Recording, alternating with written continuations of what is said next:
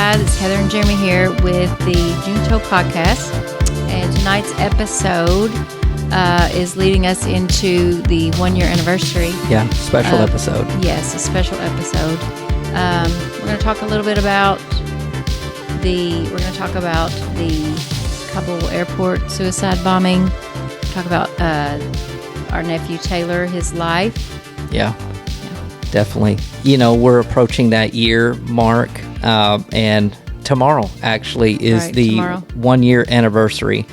In fact, the day that this airs, hopefully if we can get everything done, but the day that this airs will be the 1-year anniversary of the incident that impacted us strongly. 2021 was a crazy year for us, and we wanted to really just have this episode to really honor Taylor and tell people who he was. You know, if you follow this podcast, you know that typically we talk about things of leadership and faith and all of those things. And really, Taylor exhibited all of those things. That's why I think it's so fitting that we do talk about it. But we just wanted to really dedicate some time so that you could get a picture of who Taylor was and really just honor him. It's going to be an emotional time for the families of all the 13 we know.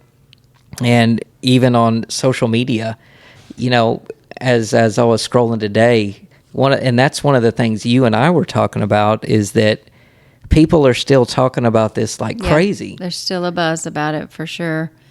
People honoring the 13 all over the country, and nationwide. Really, it's not just a national event. But yeah, in the last days of the U.S. military presence, for those that may have been living under a rock and don't know what we're talking about, in Afghanistan, a suicide bomber set off a blast at the Kabul airport, killed an estimated 170 Afghans and 13 of our U.S. Servicemen and women. And one of those was our nephew, Taylor Hoover, Sergeant Darren Taylor Hoover. We called him Taylor. He was Tay. I always called him Tay. And he was, Yeah, definitely. God, can you believe that it's been a year? No, it seems like it's yesterday. That's what's crazy. And, you know, when preparing for this, we just said we just want to have a candid conversation about this incident and, you know, how we were impacted by that. But, yeah, August the 26th, crazy night. Why don't you tell them, you know, do you want to talk about the call and how everything went down, or? Yeah, I can. You know, I don't know what time it was in the middle of the night. I don't know if we were just laying down or had drifted off, but it was definitely about 10 o'clock. Yeah, probably. It was about 10, getting ready for bed.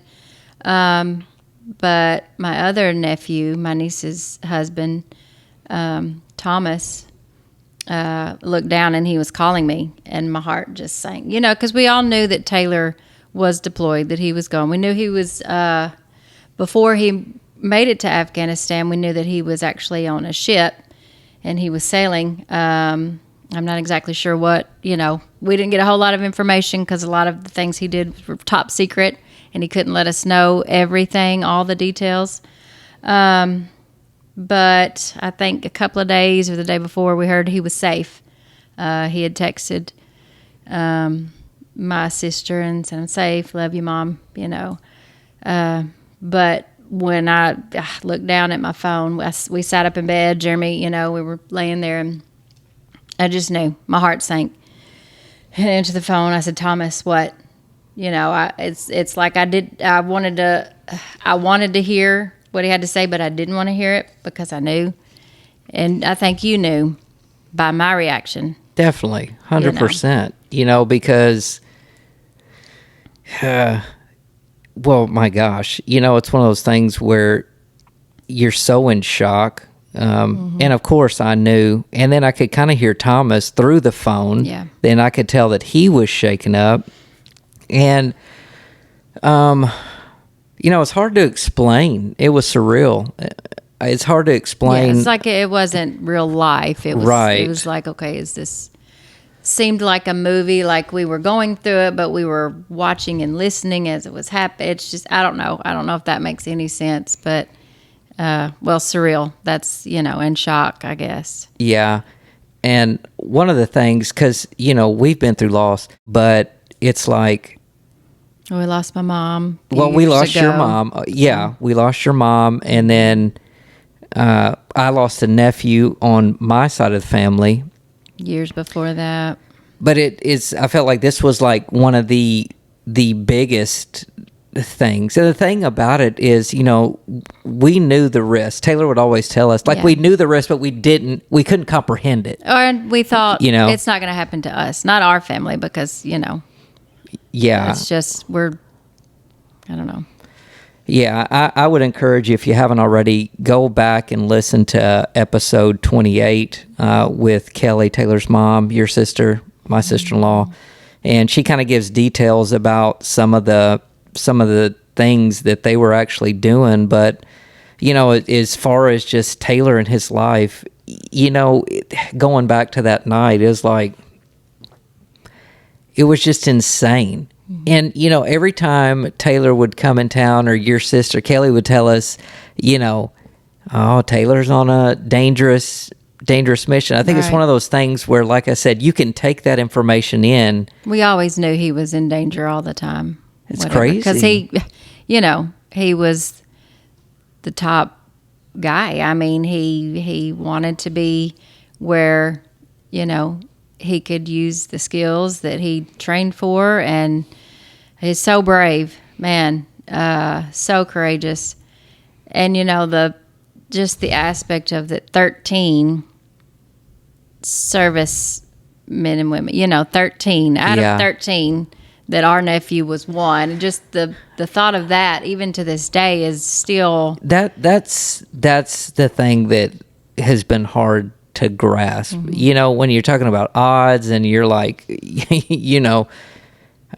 it's like 13, in the whole world. When you think about the spectrum of the world and how many people there are, and one of the things I'll say too is, man, after what Kelly told us about just what was going on there, and then looking at the images, and my gosh, it's just the crazy conditions that they were in. And then, like we said, terrible. 13 people. And he happened to be one of those. And, I think the thing about, going through something like that is, thank God we have our faith to kind of help us go through it. It doesn't mean you still understand everything, but it's just so hard to believe. It is. But, you said something earlier, because people are still talking about this. Like, we're still getting messages, and let's talk about the generosity, of people. Yeah, I mean, news reporters, people, contacting my sister and my nieces, and just wanting to talk about Taylor and get his name out there. And folks all over the country sending stuff to the funeral home, because they've got that address here locally for my sister.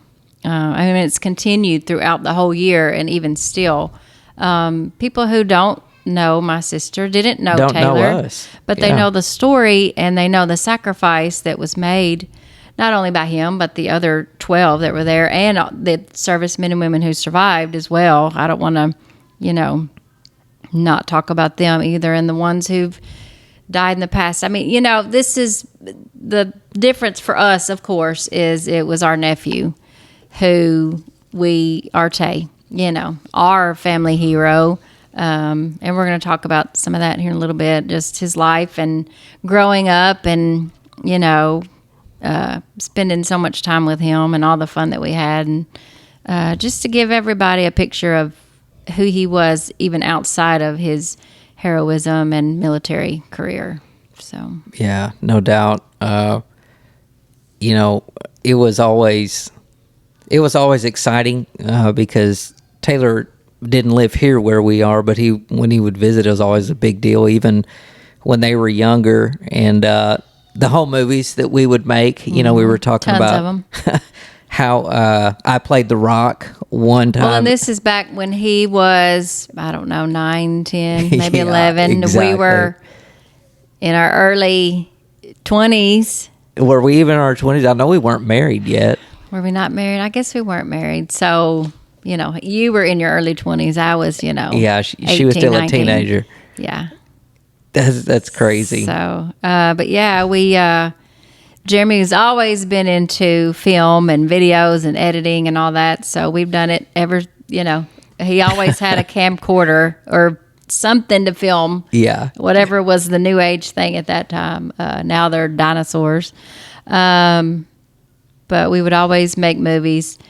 And when Taylor would come down with my brother Brett, because he was younger than us, and him and Taylor were only a year apart.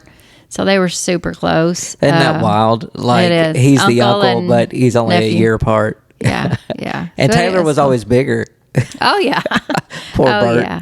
But no, we had a good time. I know one video we felt Darren was Stone Cold Steve Austin. He just had that rough and tough. He's always been tough. So we gave him that character. And he liked Stone Cold. Yeah. Brett was The ABC kid. Jeremy was The Rock. And I Yeah. was, I guess, the reporter.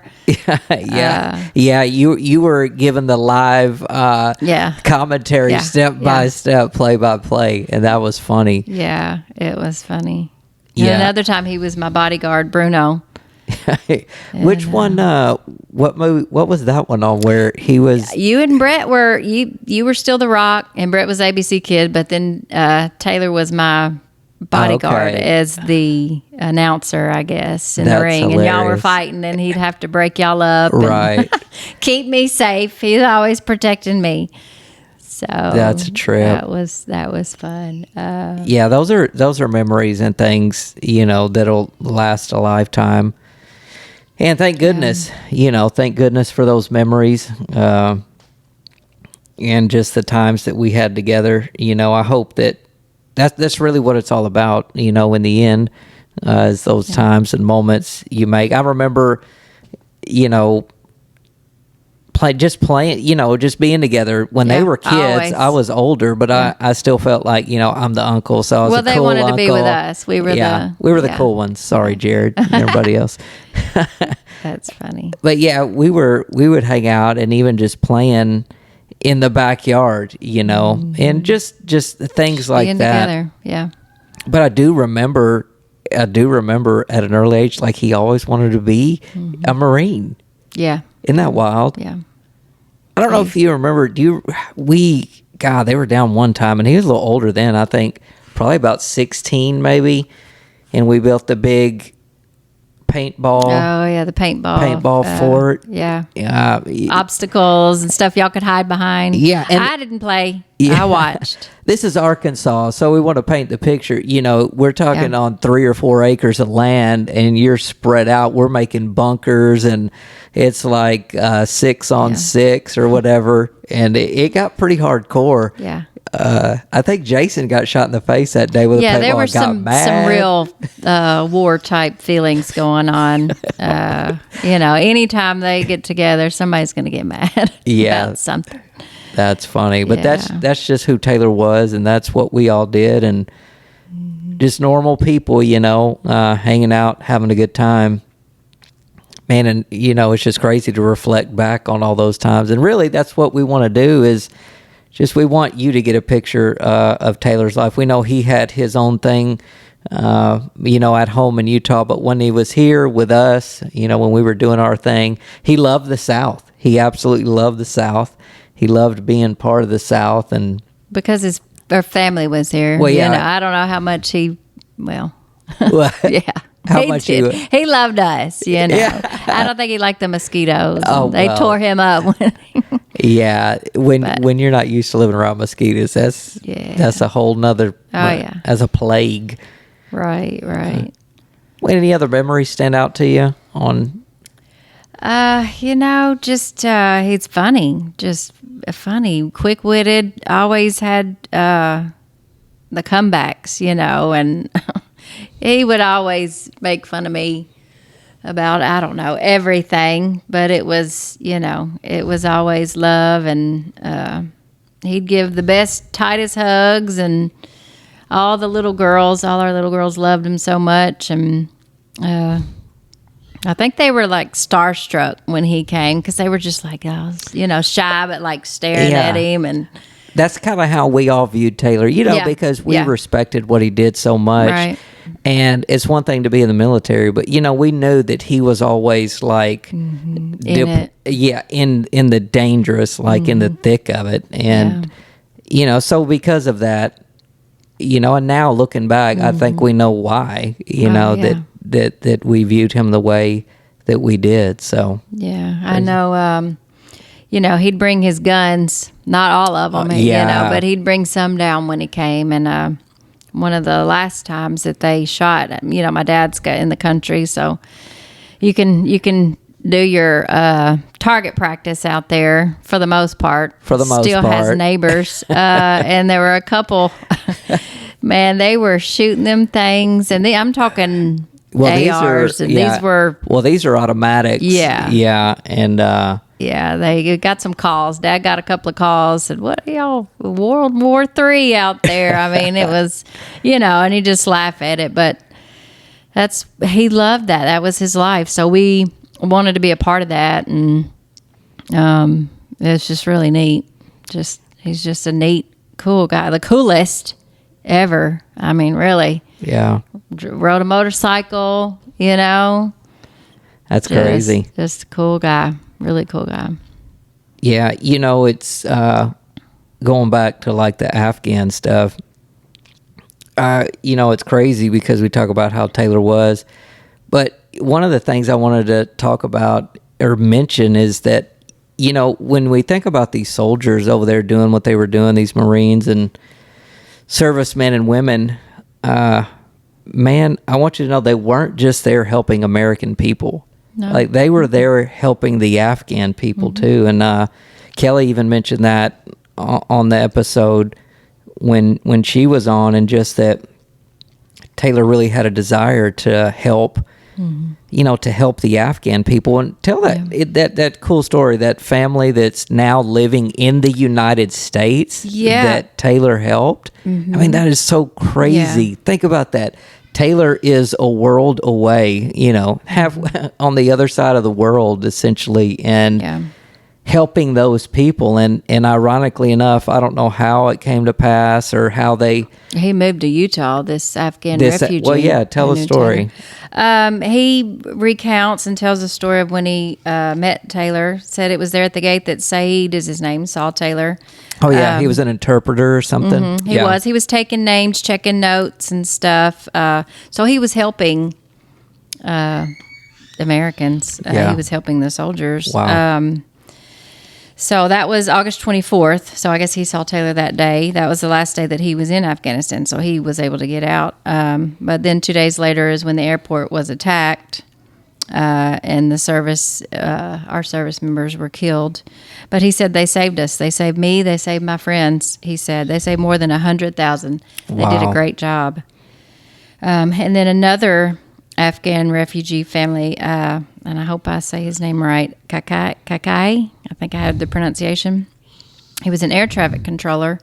And he says that Hoover and the rest of the Marines at the gate, he credits them for saving his family. Wow. He was able to shake hands with my sister and Taylor's dad. And when he finally met him in Utah, I said it was really emotional that he says that, Taylor helped save his life. I mean, that's, those aren't Americans. That's the Afghan people. It's humanity, and that's what we don't understand about the job that our servicemen and women do. It's, of course, we're going to protect our people, but it's really about humanity, and it's just crazy.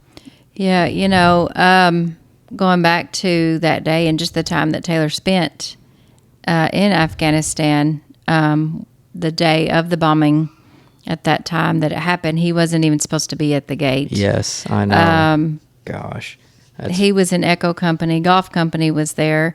But Taylor was trying to help an interpreter that he knew from one of his previous deployments. And he knew that if he didn't help him get him out, that, they were going to kill him because he was an interpreter. So, they were gunning for him. His lieutenant said that Taylor was out there on his own time all of the time. And Taylor said he saw his mom, his sisters, and his nieces in that crowd and that they deserved to have a life. Wow. That's crazy. So, yeah. Yeah. Man, and then, golly, out there. And, one of the things we talked about is that, it's hard to maintain your emotions when, like, a year after so much has come out. Mm-hmm.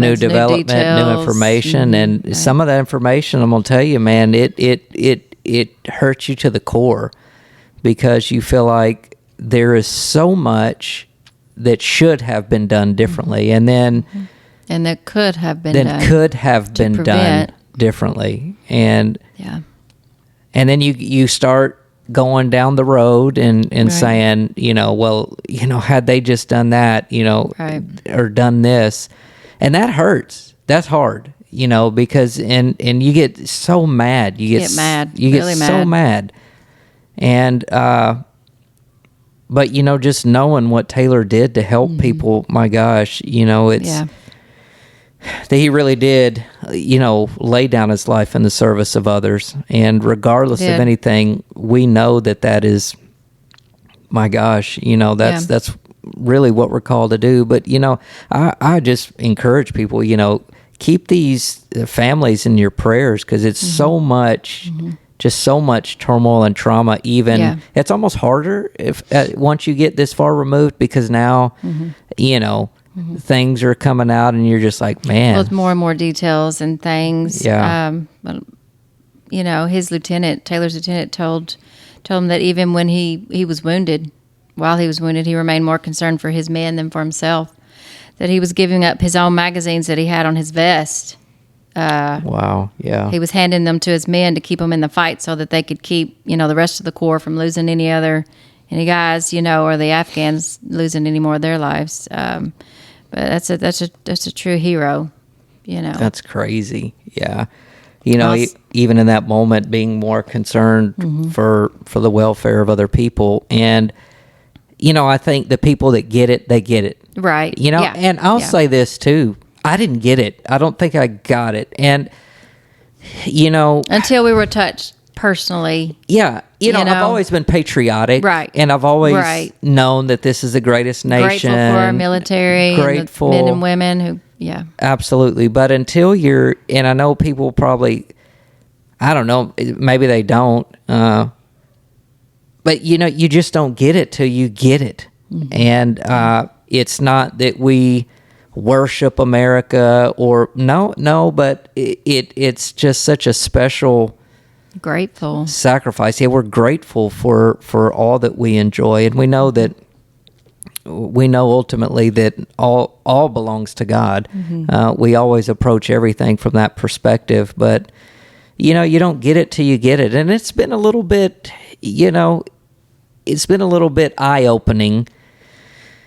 Because sometimes you want people to understand. Mm-hmm. You want people to really get it. And sometimes you're like, man, you think that they should automatically, this story. Why do you not, why is there not connecting what's going on? Exactly. Don't you understand that? Do you understand the sacrifice that was for you? You live in this country. That sacrifice was for you, regardless of if you knew him or not, or any of the other servicemen and women who do it daily. The sacrifice is for us as free Americans. Well, and then, there's that other perspective of, they didn't die for me. They died for the government or for whatever you want to say. But here's the thing that I know is I know the intention with which these men and women are does going not negate in. Their bravery and their sacrifice. Exactly. Are they in government? Are they working and representing our government? Mm-hmm. Yes, but it's the mindset and the heart, especially knowing Taylor and knowing what he stood for and what his intentions were. that's why we Pure heart. That's why we feel the way that we do about it, and that's why,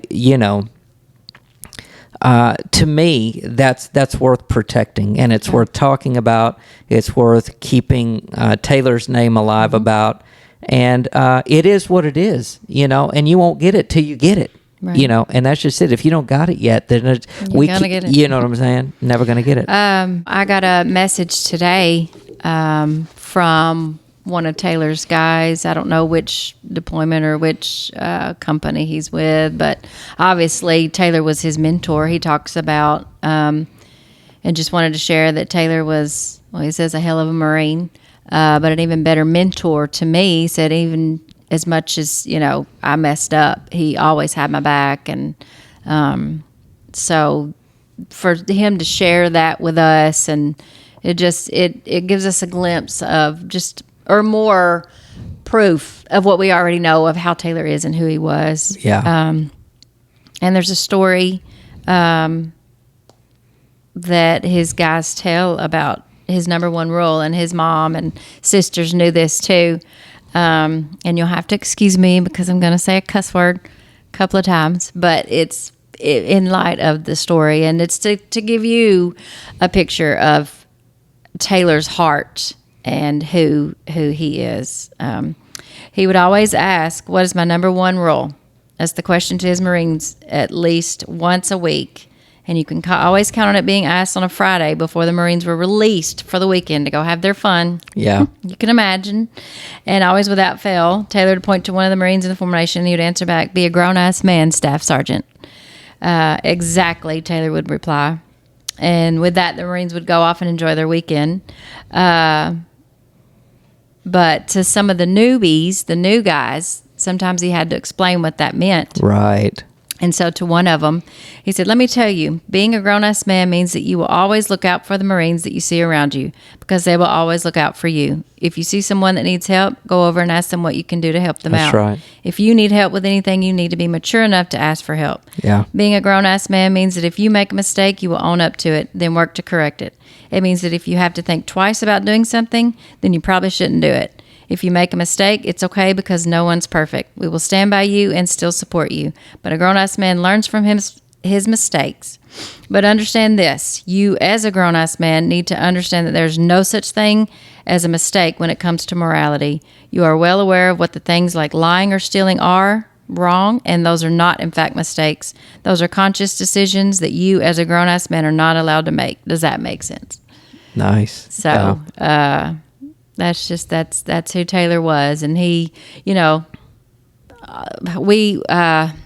sister provided quite a few of us family members with a trip to California. We were going to Camp Pendleton. They were having a ceremony. Yeah. For 2-1. The Marines of 2-1. They were coming home. Yeah. And his his company. Right, yeah. Right. So she she provided us this opportunity to go out there and meet those guys. Amazing. And every single one of them were, Taylor was a mentor. He was a father figure. He cared about us. We always knew we could count on him, They told countless stories, and we were just there listening, eating it all up, because that time that they had with him that we didn't have with him. Yeah. But a lot of, he was well respected. When he was on that ship, when he was on the ship with the Navy, a lot of the Navy soldiers were scared of him. So he was well respected. Yeah. Feared as well. Yeah. But I think for sure it was, that fear was a respectable fear. Exactly. So. And he always did that. He always took care of his business. He took care of his sisters, his mom, and I know they respected and loved him so much. That's why this loss was so hard and still so unimaginable, even a year later. When you think about it, and golly, 2021 was just nuts. It was a crazy year for our family, and your father passed just 2 months later after losing Taylor. And then your uncle. My uncle, 26 days after my dad passed. Your dad's brother. Yeah. It's just unbelievable. It was a lot. And so we're still wrestling with all of that. But man, August 26th, tomorrow, I hope that this, in people's minds, this day should be, as remembered as 9/11, and that's why we're doing this, is because, and you can say what you want, I'm not even concerned, but we're gonna keep Taylor's name alive, and we're working hard to really establish something in his name. Lots of events. If you followed the podcast, I'm not going to go into the details because we really just wanted this to be about Taylor. Well, our family set up a nonprofit in his name. That's right. And the main goal of that is to keep his name alive, keep his name out there, because he is a hero, not only to us, but he's a national hero and worldwide. I mean, these Afghan refugees who are saying his name and praising him for helping save their families. That's right. But also to raise awareness for our servicemen and women, our veterans. My sister has big goals for this nonprofit. Scholarships. Helping our veterans, scholarships for students. Not based on their academics and so much educational background, but their merits of volunteering in their community. That's right. And I'm showing courage and honor. And so once those applications start going out, those will be the things that's based on, that she will choose. Those scholarships is based on their life and their values. Yeah. And so that's our main goal with this nonprofit. And the events that we're having are to raise funds for those things. That's right. Taylor loved animals, especially dogs. He had 2 Rottweilers, yeah. Xena and Aries. Aries. So he loves animals. So we're going to be helping animals, animal shelters and such, veterans.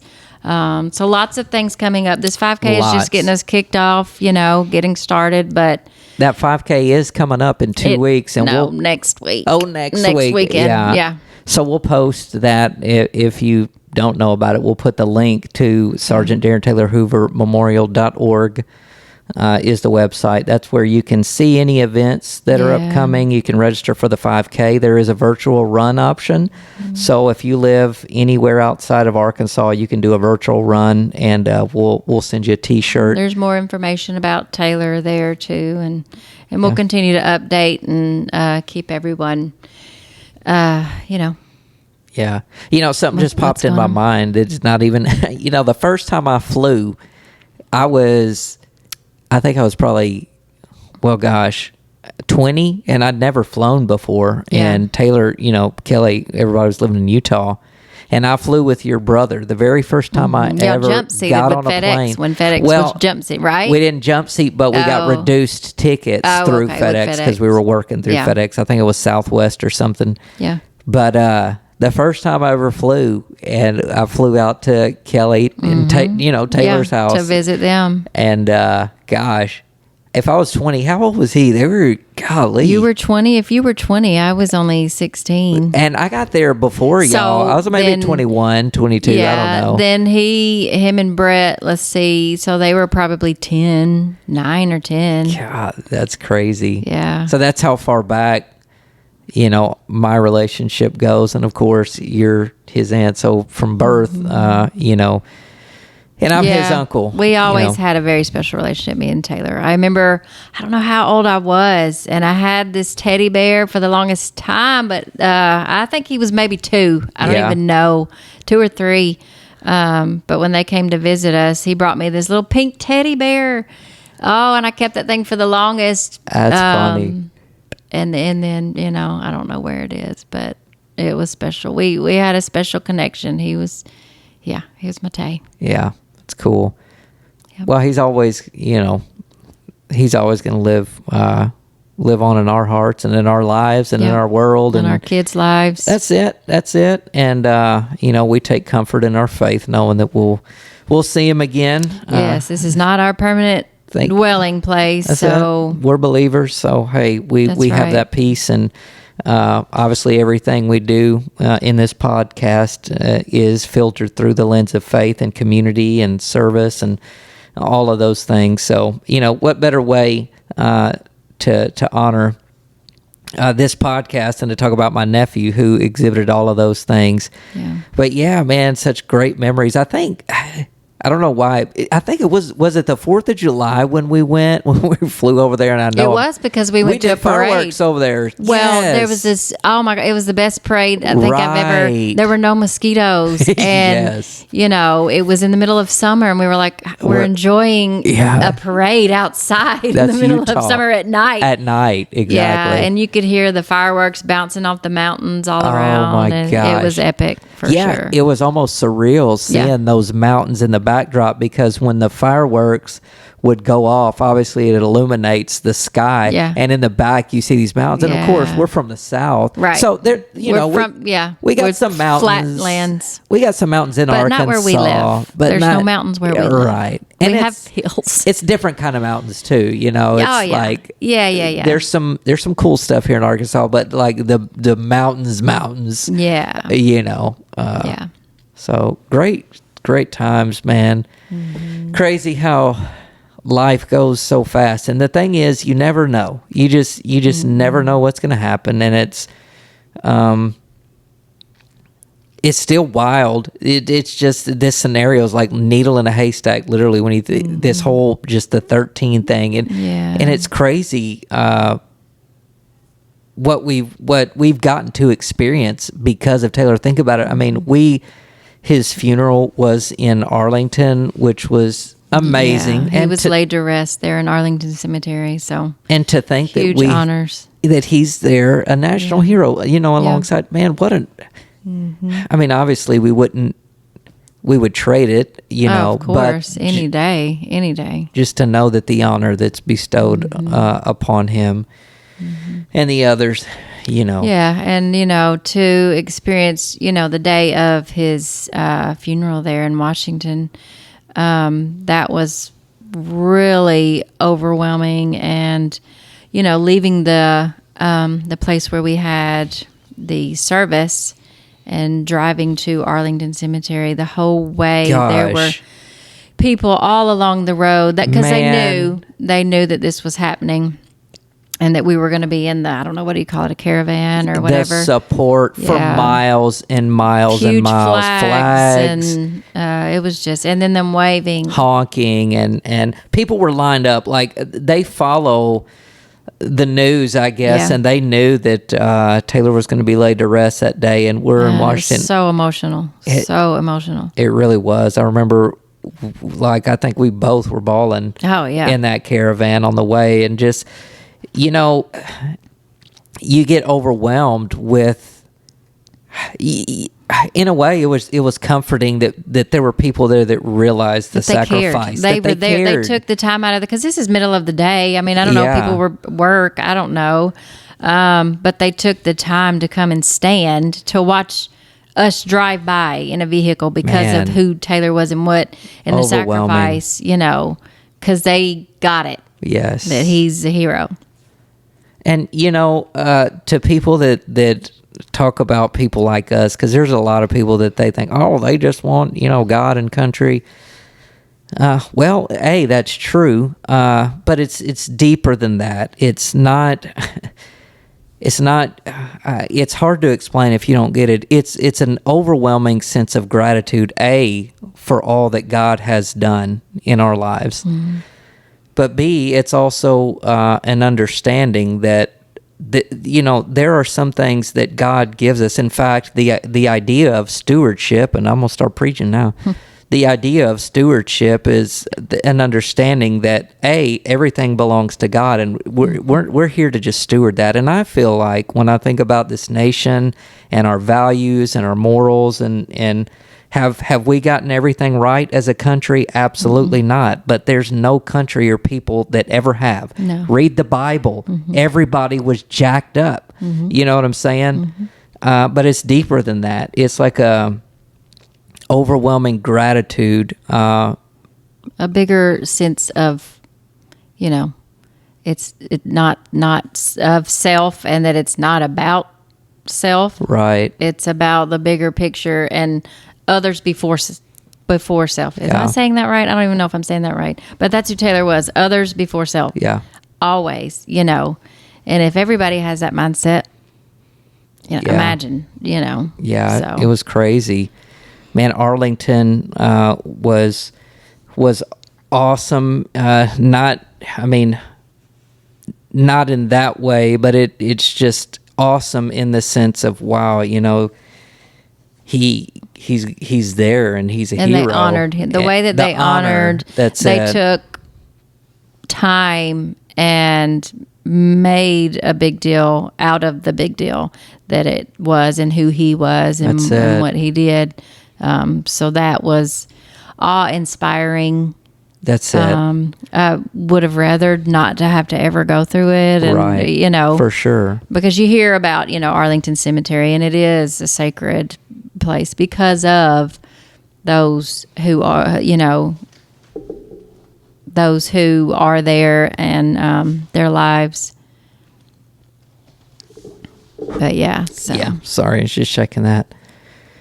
But yeah, that's who Taylor was, man, from beginning to end. And that's more than anything what we wanted to do. We just wanted you to get to know the parts of Taylor that we knew. We know that he, was involved in his own stuff in Utah, but, for us and who he was to us, man, was awesome. And I just wanted you guys to know, too, about the generosity of others. Camp Pendleton, like you said, all his guys, the camaraderie, that's another thing. Yeah. Being around that group of young men. They were like family to it, It is, and it's, if you've never experienced that, it is something to behold. It's there was a deep, deep sense of community and brotherhood, and I had never really experienced anything like that. So that was amazing to witness, and this whole thing has just really brought things into perspective. Always remember what's important. Hug your loved ones, keep your family close. Yeah, that's it. Any final thoughts? Anything else you wanted for people to know about Taylor? I guess that's really what this is all about, just for them to get to know Taylor. Yeah, no, he did his part.